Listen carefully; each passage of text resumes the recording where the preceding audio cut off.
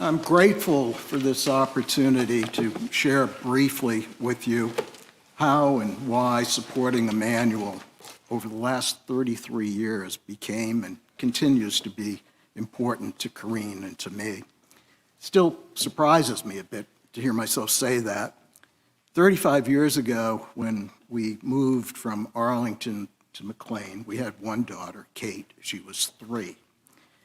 And as we settled in, we resumed a discussion that we'd begun before our move about what we hope to be able to do to expose Kate to basic Christian tenets. But there is a problem. It was me. Although Corrine had grown up as a Presbyterian, I think most of you who know me know that I most certainly had not. And at that particular point in my life, I had really no interest in organized religion or any denomination, Catholic, Protestant, fundamentalist, you go down the list. But I did recognize and appreciate that it was important for Kate. My motivation even then was more secular because I thought she would be at an educational disadvantage without it. So we made the decision we would start looking.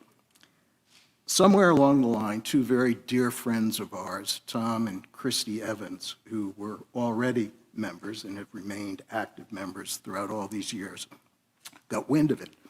I suspect an informer wearing orange over in the choir had something to do with that, but can't prove it. Anyway, in 1988, Tom and Christy invited us to come over to Immanuel. Wait for it. For an auction night. We came in, this place was packed, and we sat over in the choir loft. There was no pipe organ then, it was configured somewhat differently. There was a joyful, boisterous crowd that was generously giving to support things to help the community in outreach and so forth. And I left that night and I thought, not having spent any time in a Protestant denomination church, that was a little surreal. But the more I thought about it, the more it was apparent to me that there was something very special here. And we began attending Sunday morning services. I think to Corrine's surprise, in 1999, as I recollect, as we were leaving and saying hello to the pastors, John Sonaday, I told John that we'd probably want to start going to the new member classes, which we did. So when I think through all of that, and when I had an opportunity to reflect a little bit about this minute for stewardship, I really did have to reflect again on what is it that's anchored me here over the years. And certainly it's been Immanuel's outreach efforts in combination with this glorious simplicity and elegance of the sanctuary, the quality of the preaching and the thought-provoking nature of the homilies that have routinely come from this pulpit to all of us. The opportunities for spiritual growth, Year of the Bible, men's Bible study, have all had a significant impact on me over the years. I've mellowed, not a whole lot, but I have mellowed. And there's something else. I can't give you an indication which of those factors has been the most important, but there's another one that has been a major factor, and I'm looking at it.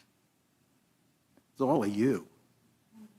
The realization that this was a faith community comprised of people from many different backgrounds religiously, many Protestant denominations, a scattering of Catholics, Jews, you name it, all of whom were committed to doing what we possibly could to help others who were in need.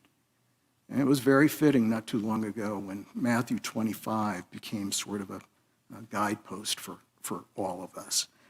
I think of the many efforts that have come from that, our support for the Dreamers, Chesterburg, Hypothermia, McLean Cares, Share, just to name a few. I could take 10 minutes with you to compile a list. We're not going to do that.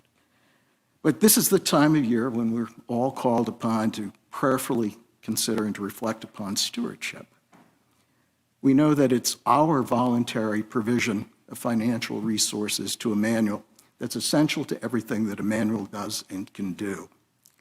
It would be remiss of me, too, not to mention our shared responsibilities to our pastors and to our staff, who are so integral to facilitating all of our efforts.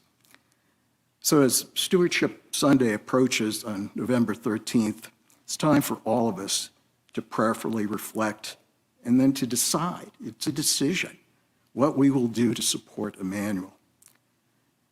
My sincerest hope and belief is that, given what I know Immanuel means to all of us, maybe for different reasons, but there is something in common in what it means to us all, we'll try to dig deep and we'll give with joy, gladness, and generosity. Thank you.